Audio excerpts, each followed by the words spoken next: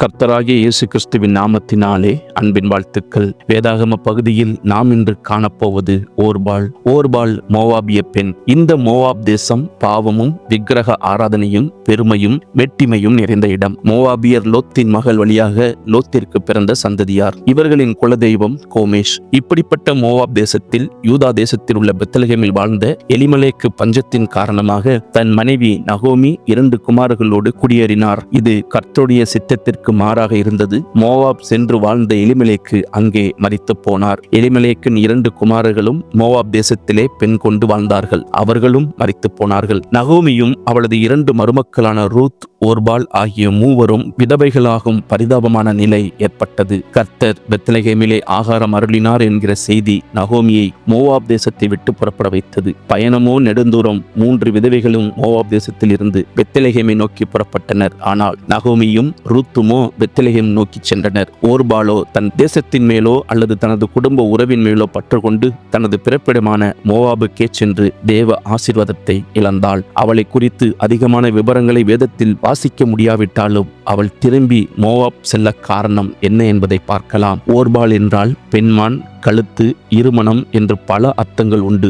இருமனம் உள்ளவன் தன் வழிகளிலெல்லாம் நிலையற்றவனாய் இருக்கிறான் என்று சொல்லுகிறபடி தன் மாமியுடன் பெத்லகேம் செல்ல எடுத்த தீர்மானத்தை நிறைவேற்ற முடியாதவளாய், நிலையில்லாதவளாய், ஆசீர்வாதத்தை இழந்தவளாய் இவளுடைய பெயர் வேதத்தில் இடம்பெற்றும் பின்னால் மறக்கப்பட்டு போனவர்களில் இவளும் ஒருவள். இஸ்ரவேல் அல்லாத மோவாபிய பெண்ணாக இருந்தும் இஸ்ரவேலின் சரித்திர வாசல் வரை வந்து இஸ்ரவேலின் ஆசீர்வாதத்தில் பங்கேற்காமல் போனாள்.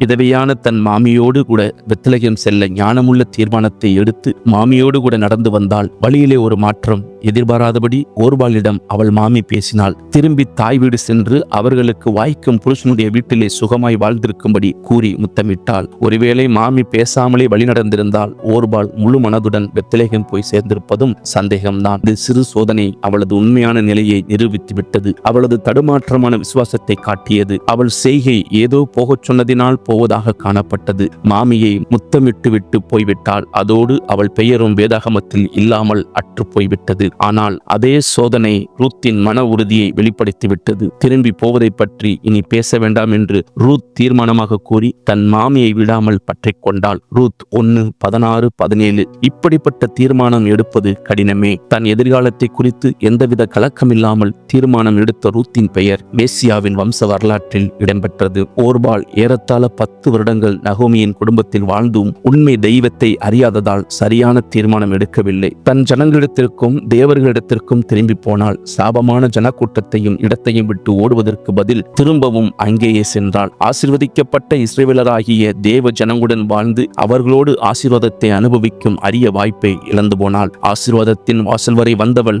மாம்ச இச்சைக்கு இடம் கொடுத்து தேவ கிருபையை இழந்தாள். தன்னுடைய தவறான தீர்மானத்தால் ரூத் பெற்றுக்கொண்ட எல்லா ஆசீர்வாதங்களையும் இழந்தாள். ரூத்தை போல் பெத்லகேமுக்கு திரும்பி வந்திருந்தால் கண்டிப்பாய் ஆசீர்வதிக்கப்பட்டிருப்பாள். அவள் பெயர் திரும்பவும் வேதத்தில் எழுதப்படும் பாக்கியத்தை பெற்றிருப்பாள். ஒருவேளை மேசியா அவள் சந்ததியில் பிறக்கும் வாய்ப்பும் கிடைத்திருக்கும். கல்வாரி பாதையில் முன் நடக்க தீர்மானித்து பயணத்தை தொடங்கிய நாம் பின்வாங்கி போய்விடக் கூடாது.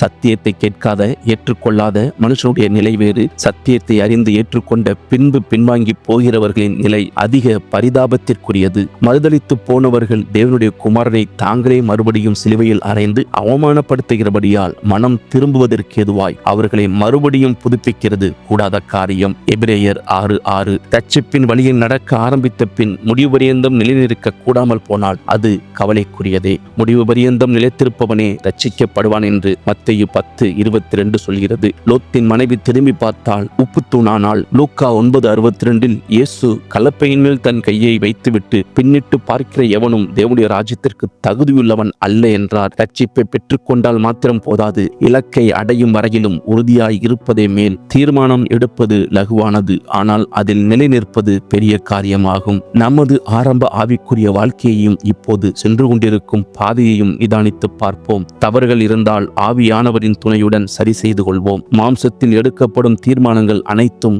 தோல்வியிலேயே முடியும் என்பதற்கு ஓர்பாளின் வாழ்வு ஓர் எச்சரிக்கை. ஒரே ஒரு வாழ்வு, அதில் சில அனித்தியமான காரியங்களை இழக்க நேரிட்டாலும் நம்முடைய தீர்மானம் நம்மை சரியான பாதையில் நடத்தட்டும். நாம் சரியான தீர்மானங்களை எடுக்கவும் எடுத்த தீர்மானங்களில் தொற்று போகாமல் இருக்கவும் கர்த்தர் நமக்கு உதவி செய்வாராக. கர்த்தராகிய இயேசு கிறிஸ்து தாமே உங்களை ஆசீர்வதிப்பாராக. கர்த்தர் நாமம் மகிமைப்படுவதாக. ஆமேன்.